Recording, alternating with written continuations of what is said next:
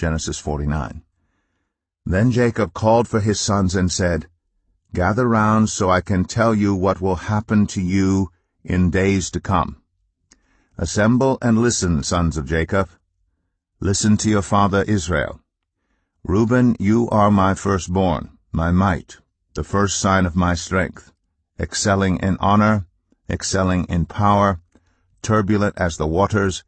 You will no longer excel, for you went up unto your father's bed, unto my couch, and defiled it. Simeon and Levi are brothers. Their swords are weapons of violence. Let me not enter their council. Let me not join their assembly. For they have killed men in their anger, and hamstrung oxen as they pleased. Cursed be their anger so fierce, and their fury so cruel. I will scatter them in Jacob, and disperse them in Israel.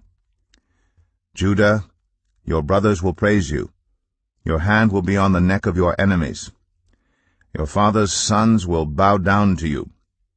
You are a lion's cub, Judah. You return from the prey, my son. Like a lion he crouches and lies down. Like a lioness, who dares to rouse him? The scepter will not depart from Judah, nor the ruler's staff from between his feet, until he to whom it belongs shall come, and the obedience of the nations shall be his. He will tether his donkey to a vine, his colt to the choicest branch. He will wash his garments in wine, his robes in the blood of grapes. His eyes will be darker than wine, his teeth whiter than milk. Zebulun will live by the seashore and become a haven for ships. His border will extend toward Sidon. Issachar is a raw-boned donkey lying down among the sheep pens. When he sees how good is his resting place and how pleasant is his land, he will bend his shoulder to the burden and submit to forced labor. Dan will provide justice for his people, as one of the tribes of Israel. Dan will be a snake by the roadside, a viper along the path, that bites the horse's heels, so that its rider tumbles backward. I look for your deliverance, Lord. Gad will be attacked by a band of raiders, but he will attack them at their heels. Asher's food will be rich. He will provide delicacies fit for a king. Naphtali is a doe set free that bears beautiful fawns. Joseph is a fruitful vine near spring, whose branches climb over a wall. With bitterness archers attacked him. They shot at him with hostility, but his bow remained steady. His strong arm stayed limber.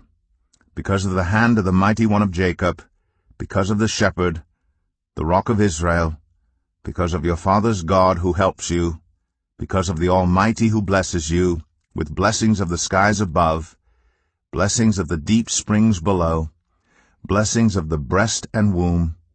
Your father's blessings are greater than the blessings of the ancient mountains, than the bounty of the age-old hills. Let all these rest on the head of Joseph, on the brow of the prince among his brothers. Benjamin is a ravenous wolf. In the morning he devours the prey. In the evening he divides the plunder.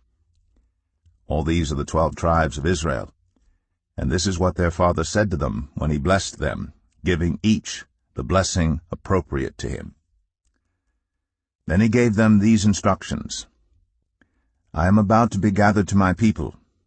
Bury me with my fathers in the cave in the field of Ephron the Hittite, the cave in the field of Machpelah, near Mamre in Canaan, which Abraham bought along with the field as a burial place from Ephron the Hittite.